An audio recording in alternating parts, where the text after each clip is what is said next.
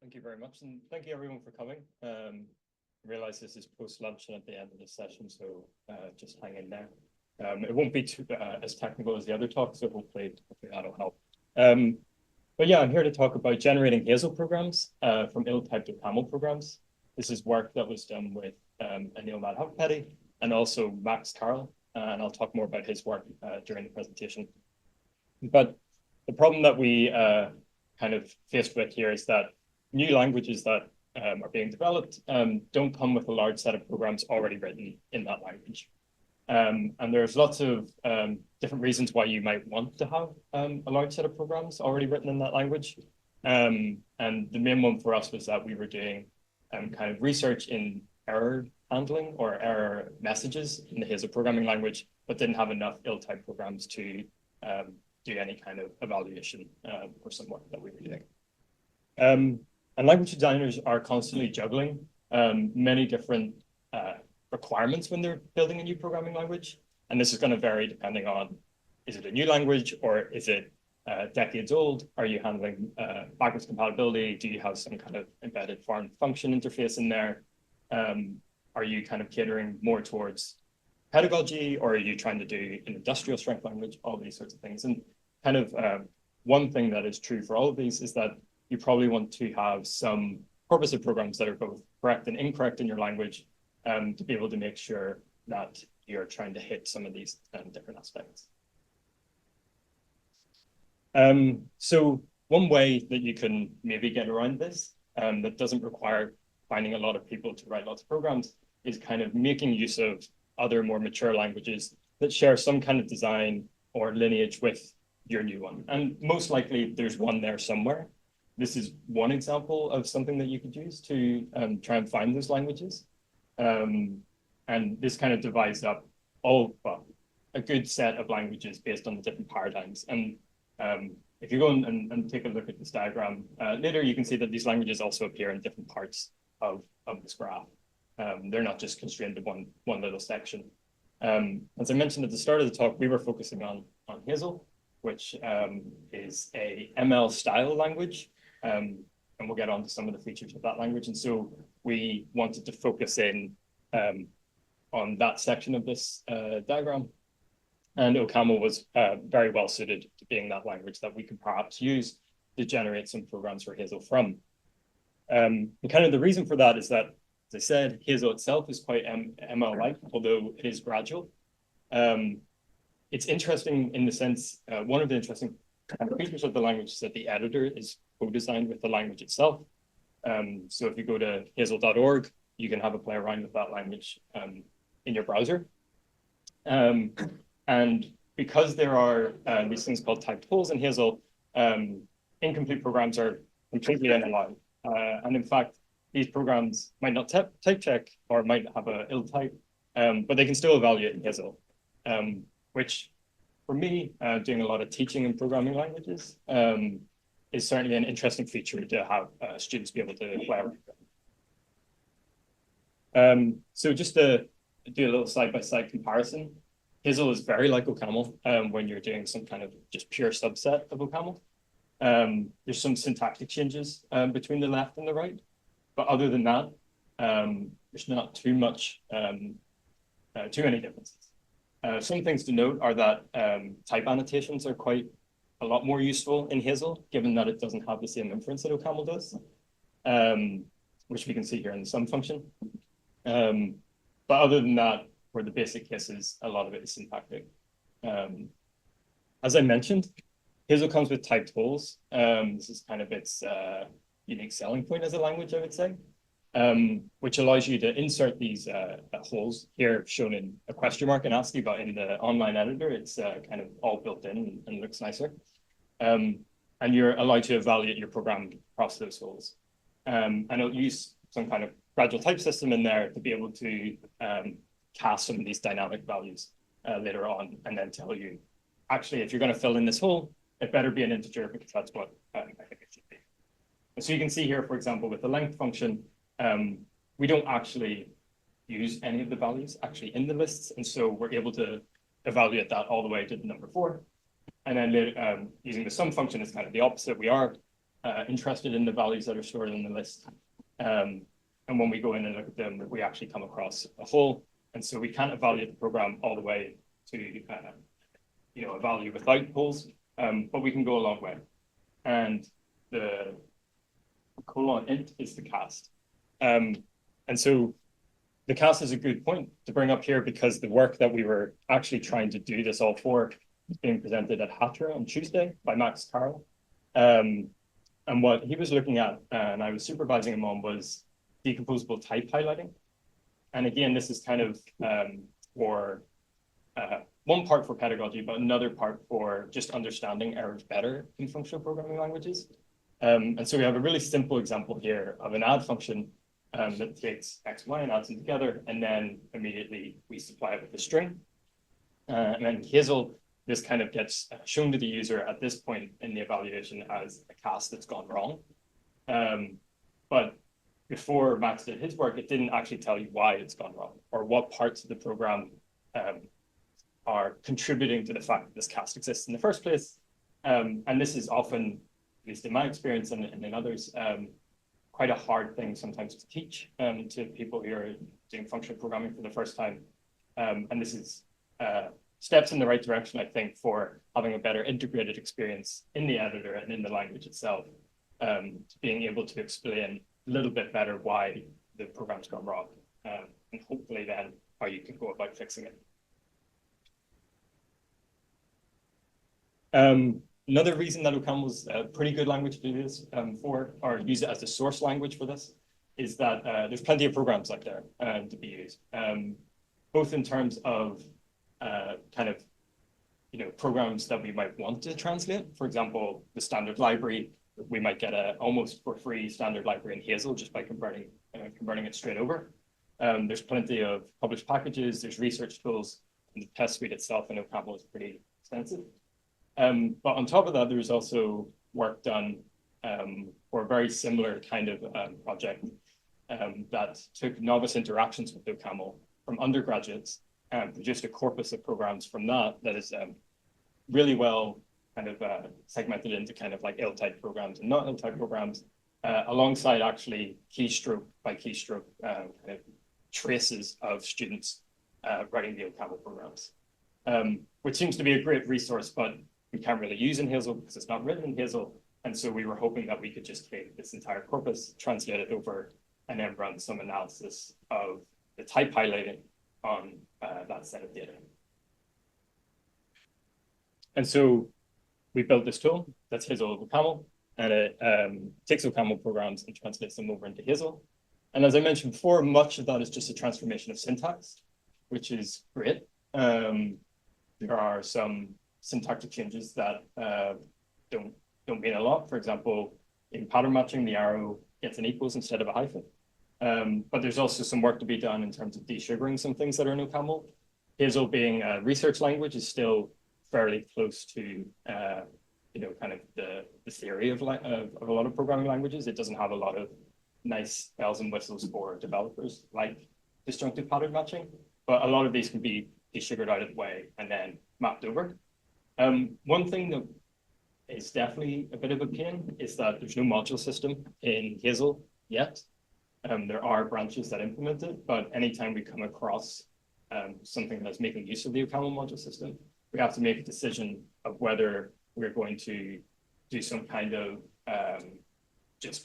renaming to some kind of top level function that we can then bring over into our Hazel program, or we might just decide to give up and say, actually, things that use some set of modules, we're not going to do it all. And things that come to mind for that, or anytime we might get involved with like a functor in OCaml, at this point, Hazel perhaps doesn't have enough to be able to encode that in a useful way.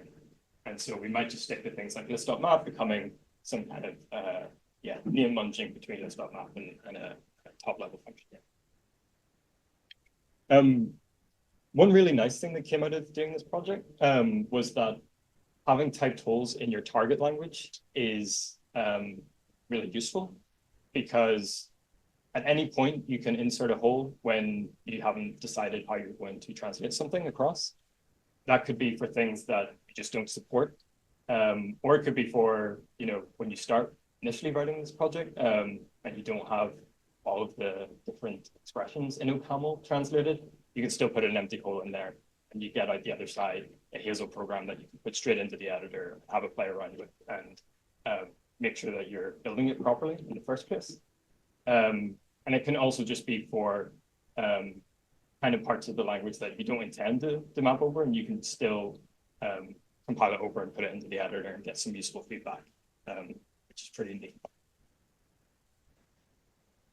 And one last thing is that we were able to kind of bring directly over OCaml's type checking into Hazel, where polymorphism is completely explicit, which is a lot of pain to remove from, say, writing a standard library of list functions or something like that. If I show the actual Hazel program, you can see it gets a lot more syntactically heavy. And there are, again, branches, but they haven't been merged in Hazel for doing some implicit polymorphism. But so far, they haven't been merged. And so it's nice to be able to make all this boilerplate easy to do by just bringing it over from OCaml. And the reason why it's fairly straightforward to do as well is that the system of OCaml tooling is pretty good for asking about types. So for example, with OCaml's Merlin library and tool, it made it much easier to just ask what different types there are in the functions and be able to map that across into Hazel and then do the type abstraction and type application for the user directly. I think it's also, again, to bring it back to like a pedagogical point of view, it's a nice way of teaching some of these things to people where we do a lot at Cambridge, we do a lot of OCaml programming in the first year, and a lot of the things are kind of happening for them under the hood, and you have to explain to them kind of how these things are actually happening. And something like this might be quite useful for that, and having some kind of translation between these things, I think, is of kind of practical use in that sense. So some of the use cases from the actual ill-typed code, this is an example just from the data set of someone writing a summing function over a list. And there's a few kind of classic errors here that I think novice programmers make. So in the first one, well, first of all, the pattern matching is not exhaustive. There's nothing for the singleton list. Also, the empty list should probably go to 0, is probably what they want. And then with OCaml, that mistake in the first pattern match is going to affect the type errors that they're going to get when they come to the second branch, which is now trying to return an integer, which is what they want. But it's not a list, which is what it expects. And then within the brackets, we've got probably just some confusion happening with what it is that they're trying to achieve and the ordering of things. And so this converts just fine over into Hazel. And we have an option for both trying to do that type checking and bring OCaml's type over into Hazel, and one for not. And the reason for that, again, is to, as we're not, we're making a trade-off here with time and effort. It would be great to have a really extensive amount of programs written by students for Hazel, but we don't have that. And so we're trying to mimic at least some of the kinds of mistakes or the kinds of errors that novice programmers might make. And so I think one of those is definitely when you're writing Hazel, you might just not type annotate at all. You just go straight for a function, for an implementation. And there's different errors that we're analyzing here. On the right, we've just got, Hazel's kind of dynamic types. There's kind of nothing wrong with this, except that it's not exhaustive. And then on the left, we have more type information, much like the OCaml case, except due to Hazel's type system being slightly different, and the error messages being slightly different, we get what I think is perhaps a better error message for the difference in the branches, which is to say that the type error here will say that there's an inconsistency between the branches, which is maybe a better way of suggesting to check all of your branches and make sure they're returning the right type instead of more authoritative kind of the 7 branches got the wrong type.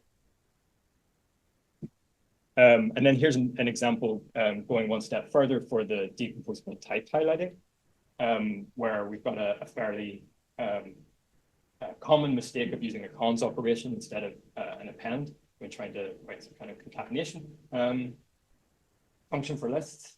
And point here, there's a few things that we can know. One of them is that Hazel evaluates this just fine, so types are not right. And what we can then do is inspect the cast of the integer, and the type highlighting tells us where that cast is coming from. And it's coming in part from this cons, but also from the fact that we've annotated the function itself to return an integer of lists.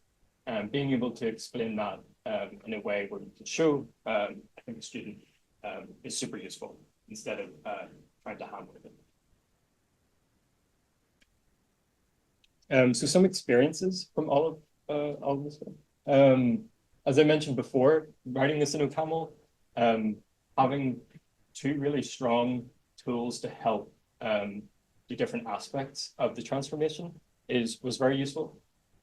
So Merlin, as I said before, is kind of like a library on top of OCaml's type system that deals with a lot of things like incomplete programs in OCaml, but also offers a kind of LSP-friendly API on top of that, which makes it much more simple to query what the types of things are. Trying to access the type checker compiler libs directly is best done by a professional, I would say. And the second thing is OCaml has a really strong ecosystem of AST-based transformations. And so if you're familiar with OCaml, that's PPXs, it's preprocessors. And again, most of what we're doing here is transforming parse trees or ASTs from OCaml to Hazel, which is made much easier by having actually a library of tools for doing that. And then the last two parts that kind of work together in that there's plenty of OCaml programs both in industry and research, and the majority of them are not using incredibly complicated features, which OCaml does have kind of more features that would be harder to encode from OCaml to Hazel. But we didn't come across too many in our limited but still real world transformation of OCaml programs. And kind of related to that is that although they're seldom used, there is the module system, which is kind of extensively used for namespacing and keeping things separate. Since Hazel doesn't have that yet, it does make it hard to want to do this in a slightly more real world setting, which would involve a lot more work as well with kind of working with the OCaml build ecosystem to understand how all the packages are coming together and how you might want to encode that in Hazel.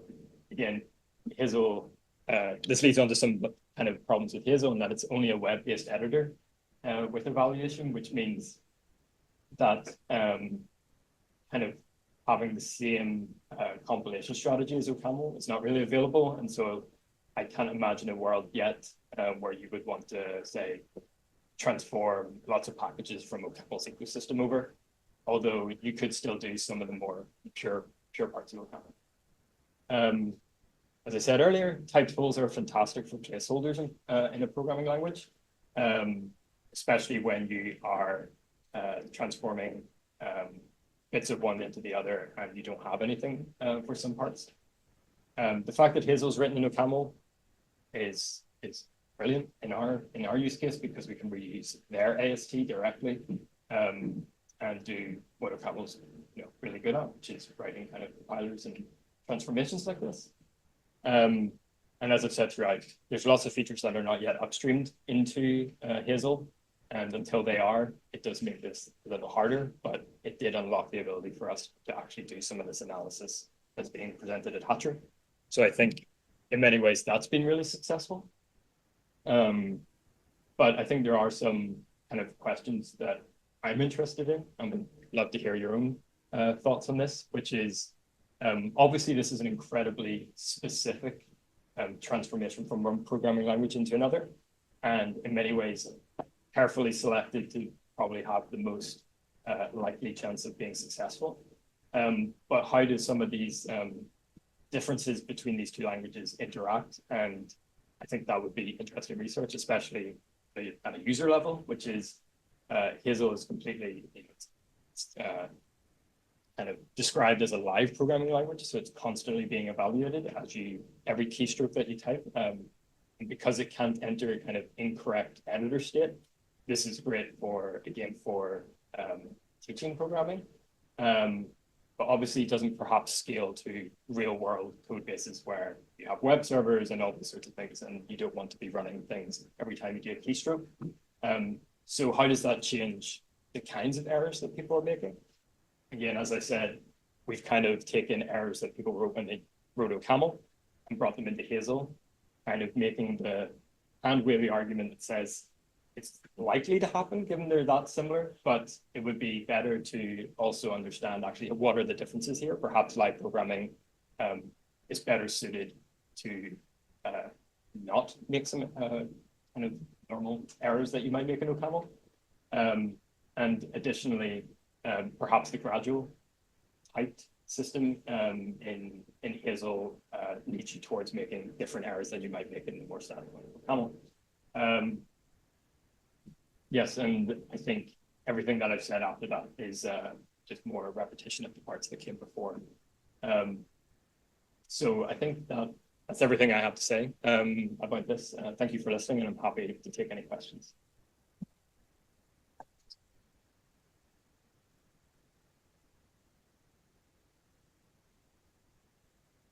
So I really like the sort of graphical like type errors that you have. And I guess out of curiosity, like how closely does Hazel match up with OCaml in the sense that could you use Hazel as sort of like a front end producing better type errors for OCaml, possibly? Yeah, that's a great question. I think so. To put some of them on the screen, something like this, for example. The type systems are quite different between the two languages.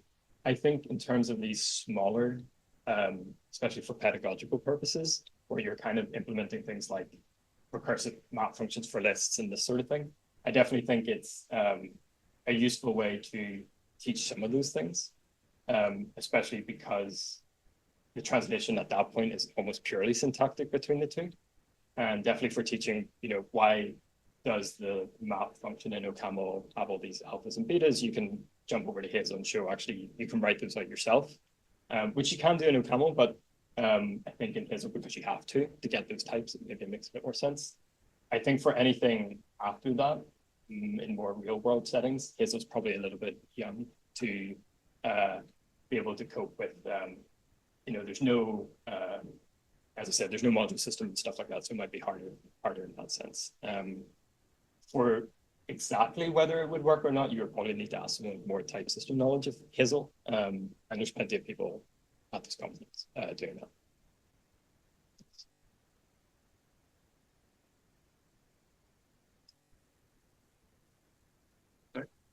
Yeah. So there are some questions from an online audience member. The first one is the corpus of your type of OCaml programs available from somewhere? How is it collected? Yes, it is. It's on GitHub, and it's, I think if you look at the search for the dynamic witnesses for static type errors paper by Seidel et al. In fact, actually,